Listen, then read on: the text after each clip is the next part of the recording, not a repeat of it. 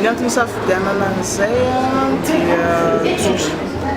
satria hita fa dia mitombo isan'ny ankizy tsy ampy taona fototony azy.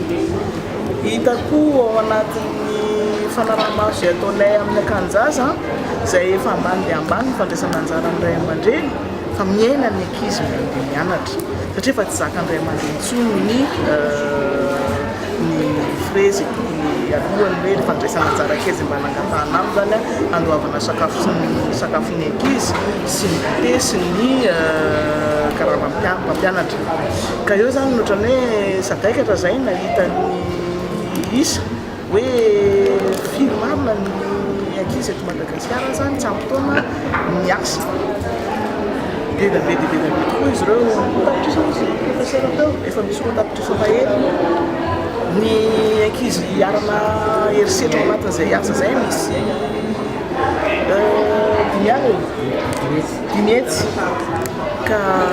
sadaikatra zany zay sady amin'ny 12 Jona zao no andro natokana ho an'ny ady amin'ny fampiasana ny ankizy tsy ampy taona dia nanao zany zay hoe andao no ray volana fankalazana an'izay satria amin'ny volana io zany betsaka ny akanjaza tsy hoe izy rehetrarehetra koa nankalaza ny 15 taonany fa betsaka tamin'ireo zany ny fanakaikikaiky le andro fankalazana ny fitsingerana taonana dia natao mitovy daholo zany ny lahateny mitondrana le fanetsiketsehana zany. Dingana manaraka dia ny fankalazana ny 15 taonan'ny akanjaza Lovasoa izay amin'ny 14 volana Jona zao zany hoe amin'ny herinandro fa ny dingana manaraka izay eo ndeha ho atao dia ny ady amin'ny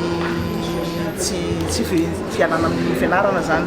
hoe ny famerenana ny ankizy hiverina hianatra zay zany no zavatra faharoa zany tsy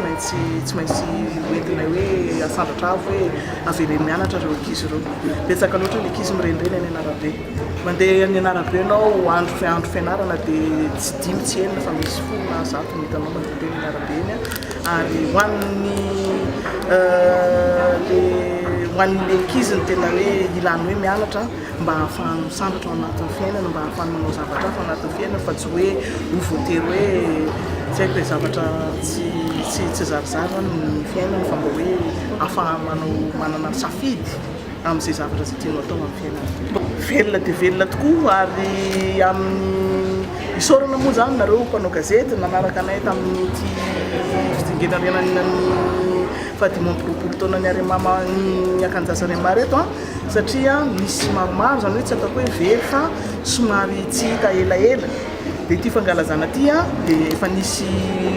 12 angambany zao ny antso anay hoe izay koa mbola ato ka hovangina izy ireo dia ho ampidirina miaraka amin'ny zanany akanjaza sasany dia miaraka jerena akaiky izay afaka hanampiana mbola veriko ny ray mandeha tsy hoe volam-posy kokoa no miala amin'ny zavatra io sonkrama tsy mananasa fa ireo olona malala-tanana izay mbola veriko eto ny fisaorana ary mbola miantso hoe ozy ny fitenenana izay hoe raha misy manome zavatra ho anao kingiamo teny hoe atao be.